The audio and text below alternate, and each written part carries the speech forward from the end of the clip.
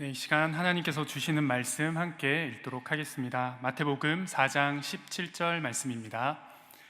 신약 성경 마태복음 4장 17절 말씀입니다. 우리 짧은 한 구절의 말씀입니다. 큰 목소리로 여기 계신 분들이나 각자의 자리에서 함께 합독해서 읽도록 하겠습니다. 이때부터 예수께서 비로소 전파하여 이르시되 회개하라 천국이 가까이 왔느니라 하시더라. 우리 짧으니까 한 번만 더 크게 읽어볼까요? 네, 각자의 계신 자리에서 제가 다 보지는 못하지만 하나님 앞에서 이 말씀 한 번 더 큰 목소리로 봉독하시겠습니다. 이때부터 예수께서 비로소 전파하여 이르시되 회개하라 천국이 가까이 왔느니라 하시더라. 아멘. 예수님께서는 세례를 받으시고 광야로 가셔서 40일 동안 금식을 하셨습니다.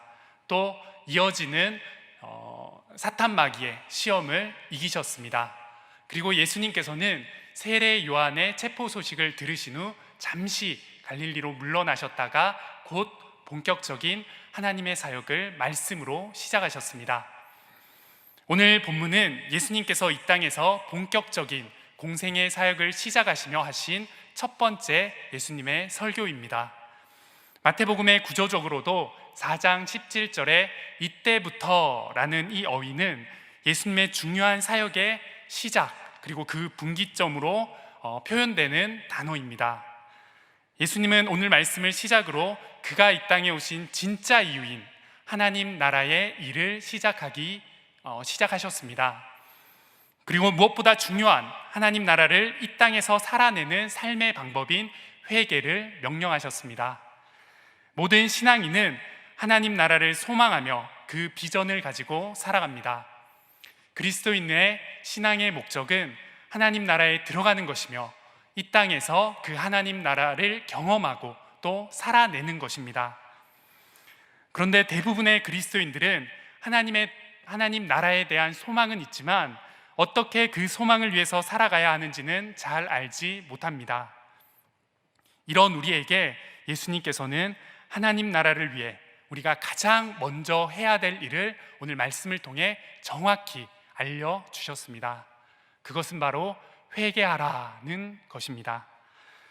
우리는 진정한 회개를 통해서만 하나님 나라에 들어갈 수 있고 하나님의 자녀로서 이 땅을 살아갈 수 있는 것입니다.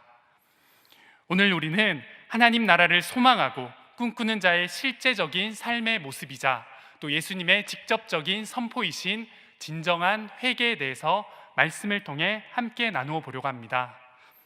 이 시간 성경이 말하는 진정한 회개에 대해 정확히 깨닫고 왜곡되어 버린 회개의 성경적 의미를 교정할 수 있는 귀한 시간 되길 바랍니다. 무엇보다 올바른 회개에 대한 이해와 고백을 통해 하나님 나라를 허락받은 예수 그리스도의 제자로서 이 땅에서 회개의 삶을 살아내는 우리 모두가 되길 소망합니다. 먼저 회개에 대한 바른 의미를 알아보도록 하겠습니다. 회개라는 이 단어는 헬라어로 메타노에오라는 단어입니다. 이 단어는 실제적인 움직임, 변화를 의미하는 접두어 메타와 또 마음과 생각 그리고 목적을 의미하는 노에오가 합쳐진 말입니다. 즉 회개는 마음과 생각 그리고 목적이 실제적인 변화를 경험하는 것입니다.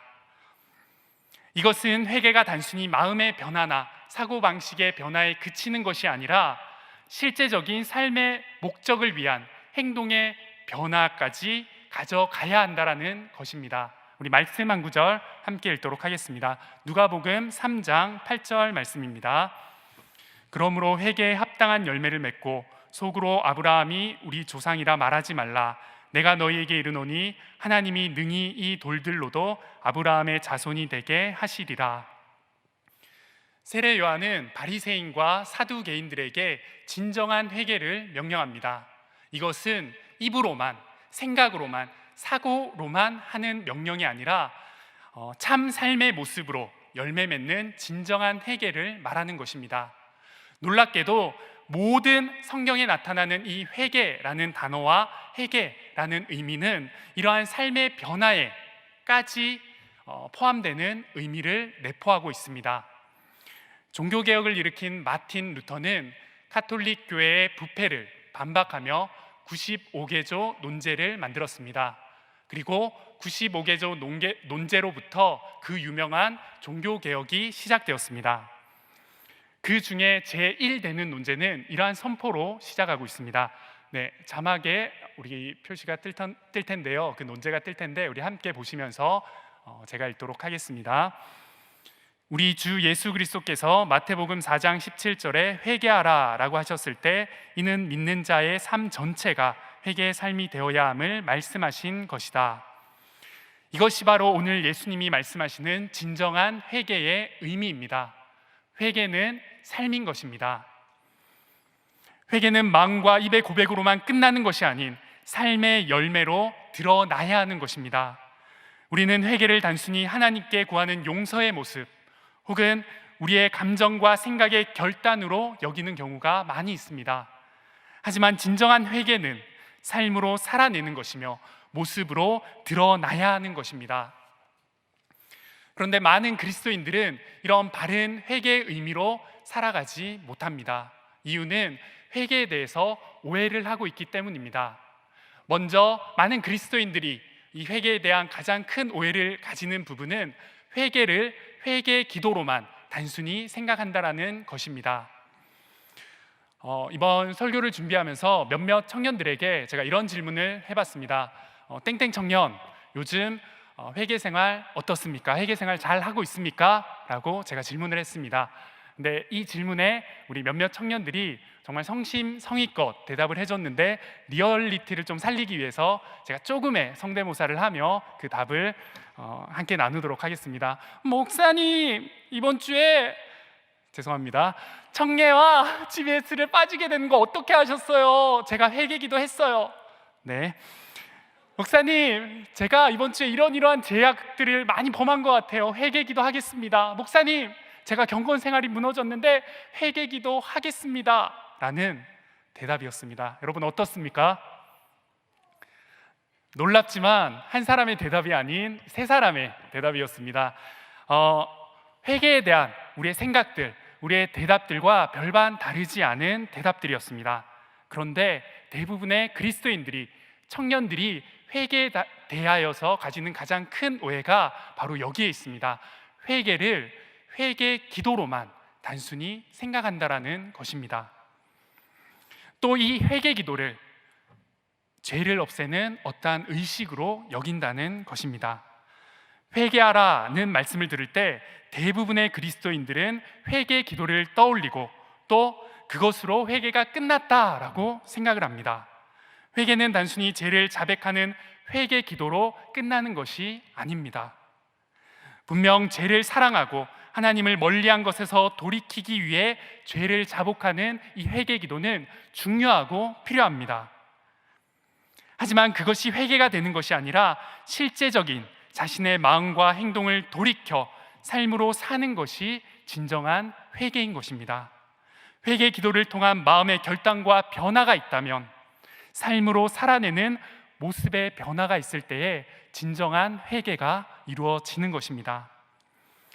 회개에 대한 두 번째 큰 오해는 회개를 속죄로 생각한다는 것입니다. 많은 사람들은 회개와 속죄를 헷갈려 합니다. 사람들은 회개를 통해 죄를 용서받는다라고 생각합니다. 그래서 잘못된 구원관을 가지게 됩니다. 대표적인 예로 회개를 속죄의 조건으로 여기는 것입니다. 이것은 내가 회개한 죄는 모두 용서받지만 회개하지 못한 죄는 용서받지 못한다라는 생각을 가지게 되는 것입니다. 그러나 이런 생각, 이렇게 여기는 마음들은 그리스도의 십자가 사건을, 십자가의 속죄를 아무것도 아닌 것으로 만들어버리는 아주 위험하고 잘못된 생각입니다. 충격적이지만 우리는 회개 때문에 죄를 용서받는 것은 아닙니다. 우리가 죄를 용서받는 것은 십자가에서 이루신 그 속죄의 은혜 때문임을 믿으시기 바랍니다.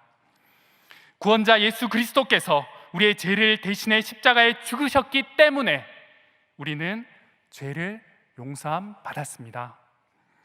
또 다른 잘못된 회개에 대한 오해, 잘못된 회개에 대한 생각은 바로 회개를 회개를 조건부적인 속죄로 생각한다는 것입니다. 이것은 하나님께 돌아온 회심의 순간 이전의 죄는 모두 십자가의 속죄함으로 용서함을 받았지만 이후에 죄들은 회개를 통해서 용서받아야 한다라는 생각입니다. 이건 역시 그리스도의 십자가의 속죄함이 회심 이전에는 효력이 있지만 이후에는 아무 공로도 미치지 못한다라고 여기게 만드는 잘못된 생각입니다. 마지막으로 회개를 불필요한 것으로 여기는 것입니다. 이것은 과거, 현재, 미래의 모든 죄가 십자가의 속죄함으로 용서함을 받았기 때문에 더 이상 우리의 삶에는 회개할 필요가 없다라고 생각하는 것입니다.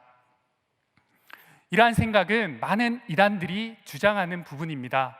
특별히 이단 중에 구원파가 이렇게 주장을 하는 것인데, 이것은 처음 회심 때에 속죄를 입었으니 이제는 더 이상 회개할 필요가 없고 회개하는 것 자체가 십자가 공로를 믿지 않는 죄라고 주장하는 것입니다. 자칫 이런 주장을 바른 회개, 바른 속죄로 오해할 수는 있으나 이것은 삶의 무차별적인 죄의 허용과 방관의 모습을 가지고 오게 되는 것입니다. 또 하나님 나라를 위해 예수님의 회개의 선포와 말씀을 불필요하고 의미 없는 것으로 만드는 진리를 거스르는 잘못된 생각들입니다. 그렇다면 이미 속죄함 받은 우리는 왜 회개해야 될까요? 속죄와 회개의 차이는 무엇일까요? 재용서는 속죄라는 토대 위에 회개를 통해서 이루어지는 것입니다. 그리스도께서 속죄해 주심으로 우리는 이미 죄에 대한 모든 형벌이 끝이 났습니다. 그러한 죄에 대한 형벌은 없어졌지만 우리 안에 죄성으로 인하여서 우리는 매일매일 죄를 짓고 살아갑니다. 그 죄는 하나님과의 거리를 점점 더 멀어지게 만들어 하나님께서 우리에게 베푸신 속죄의 은혜와 사랑, 용서, 그리고 하나님의 긍휼을 온전히 누리지 못하게 만듭니다. 이런 우리가 하나님의 은혜와 사랑을 온전히 누리기 위해 하나님께로 우리의 마음과 행동을 돌이키는 표현이 바로 회개인 것입니다. 회개는 죄를 없애는 특별한 의식 같은 것이 아니라 하나님께로 돌이켜 살아가기를 우리가 하나님께 올려드리는, 또 그렇게 살아가기를 보이는 우리의 성량과도 같은 것입니다. 즉, 죄 가운데서 우리의 삶을 하나님께로 돌이켜 나아갈 때 우리는 이미 받은 속죄의 은혜와 하나님의 사랑을 실제로 누리게 되는 것입니다. 회개는 속죄받은 자의 바른 삶의 모습입니다. 이것은 하나님과 우리의 신분적인 관계에서 더욱더 명확하게 드러납니다. 예수 그리스도의 십자가의 공로로 말미암아 우리는 모든 죄를 속죄함 받았습니다. 그리고 하나님과 우리가 아버지와 자녀가 되는 신분적인 은혜를 잊게 되었습니다. 그러나 우리는 매일의 삶 속에서 죄로 인해서 하나님의 자녀답지 못한 모습으로 살아갑니다. 그 죄로 인해 하나님과 멀어지고 아버지의 사랑과 은혜를 온전히 누리지 못하게 되었습니다. 마치 은혜가 가득한 아버지의 집을 떠난 탕자처럼 우리는 하나님을 떠나 매일매일 죄악 속에 살아가고 있습니다. 그런 우리가 다시금 우리의 마음과 삶의 모습을 돌이켜 아버지의 집, 아버지의 품으로 돌아가는 것이 바로 회개인 것입니다.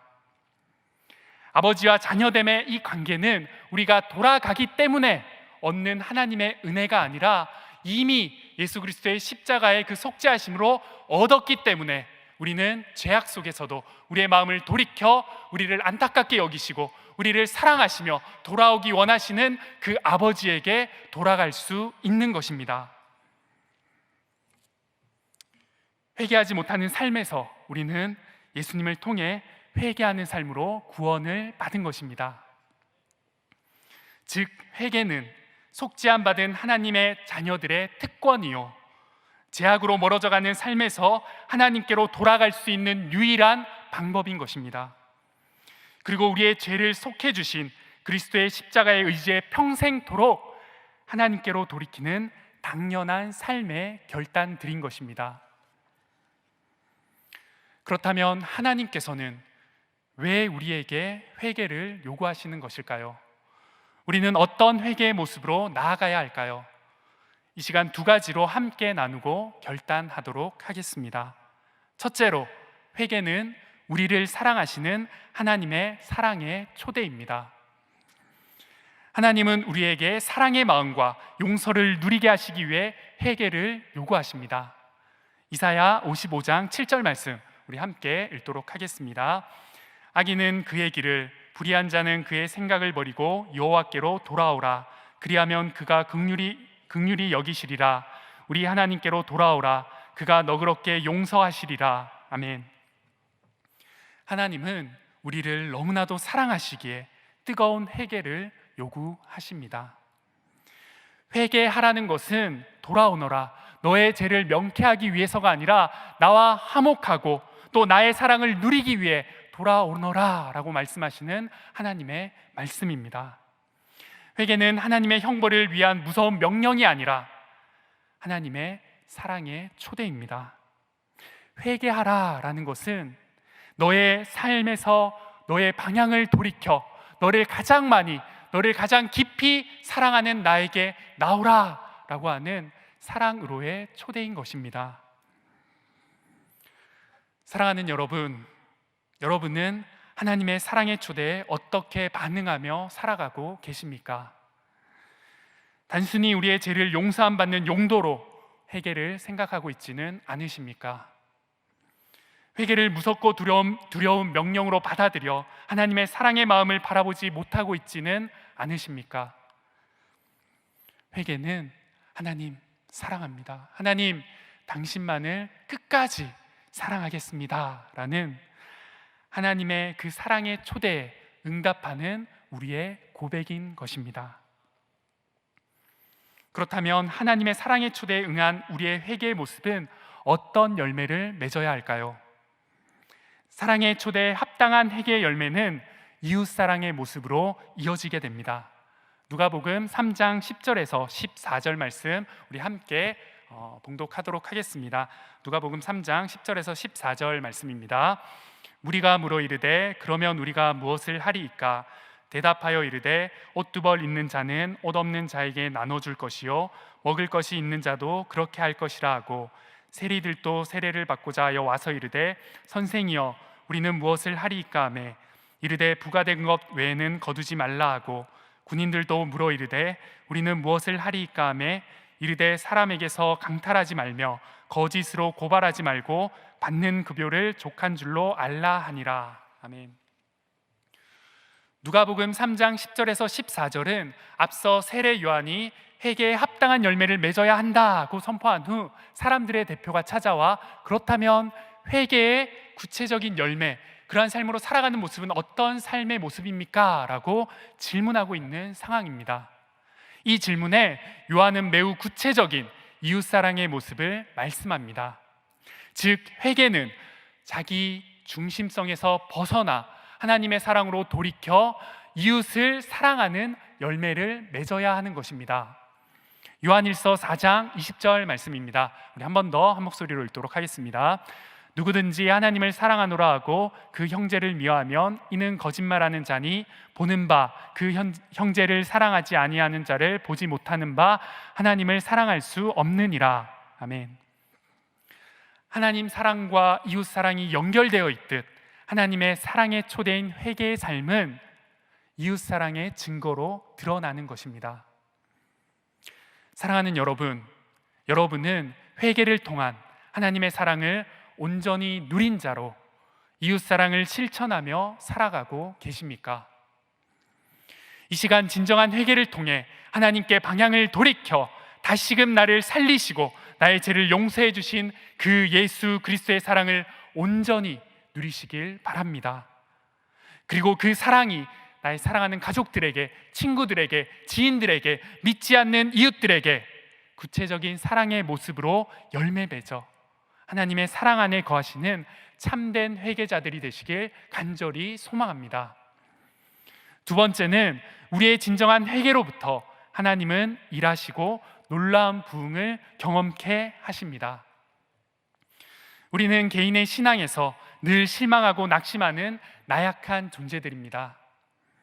하나님의 일하심을 기대하지만 무엇을 해야 되는지 알지 못해 하루하루를 버티며 살아가는 존재들입니다. 또 시대적으로는 어떻습니까?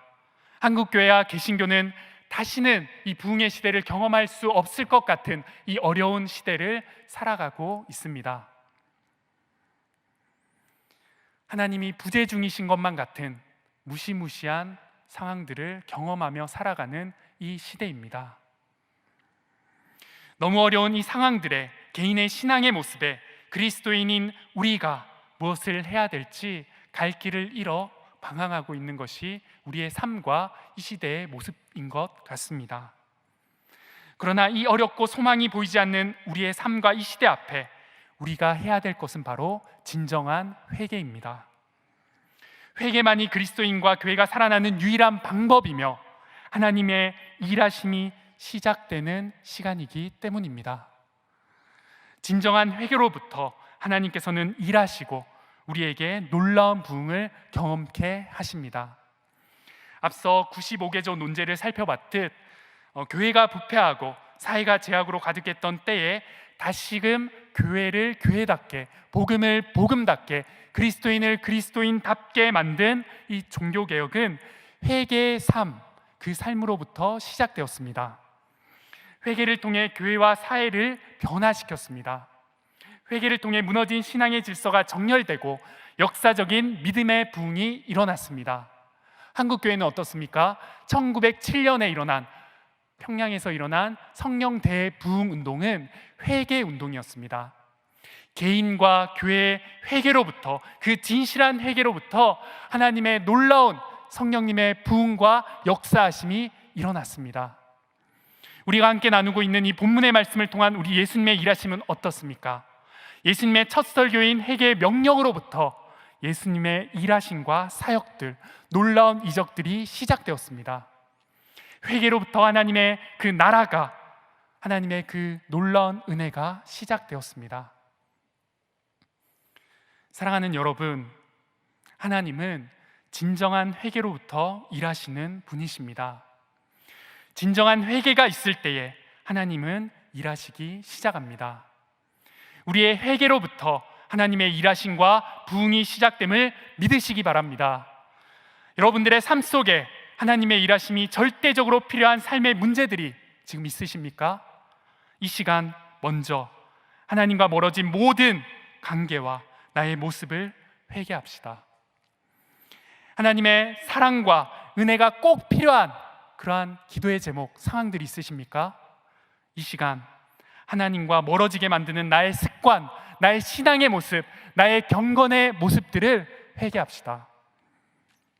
그리고 그 회개의 모습으로 살아갑시다. 말씀과 경건이 무너져 예배의 자리를 멀리 떠났다면 이제 그만 입으로만, 마음으로만 결단하며 회개하는 것이 아니라 예배와 경건의 자리로 발걸음을 돌이켜 돌아오는 진짜 회개를 합시다. 그때 우리의 삶에 하나님이 일하기 시작하시고 그 사랑과 은혜를 온전히 우리의 삶에서 누릴 수 있는 것입니다. 길이 보이지 않는 이 시대와 이 민족의 어려운 가운데 여러분들은 어떻게 하시겠습니까? 좌절하고 낙심하여 포기하는 것이 아니라 하나님의 부흥을 기대하고 회복하심을 소망하며 가장 먼저 진정한 회개의 자리로 나아가시는 여러분들 되시길 소망합니다. 이번 주 금요일부터 우리 청년부는 하나님께 돌이키기 위해 뜨거운 회개와 회복의 시간을 가지려고 합니다. 이번 말씀 사경회를 통해 개인과 나라를 위해 말씀으로 회개하고 하나님께 우리의 삶을 돌이키는 결단의 시간들 되시길 바랍니다. 그때 한 사람도 빠짐없이 이 시대에 일하시는 하나님의 역사와 부흥을 경험하고 바라보는 부흥의 증인들이 되시길 소망합니다. 말씀을 맺겠습니다. 사랑하는 여러분, 우리 함께 진정으로 회개합시다. 하나님의 자녀된 우리는 회개할 수 있는 특권을 누린 사람들입니다. 하나님의 자녀된 자로 우리의 삶의 제약으로부터 하나님께 모두 돌이킵시다. 돌아갑시다. 마치 집 나간 탕자 아들이 하염없이 기다리시는 아버지께로 돌아간 것처럼, 아버지의 집으로 돌아갔을 때 놀라운 잔치와 그 은혜를 맛본 것처럼 우리 또한 하나님께로 돌아갑시다. 하나님께로 돌아가면, 우리의 삶을 돌이키면 회복됩니다.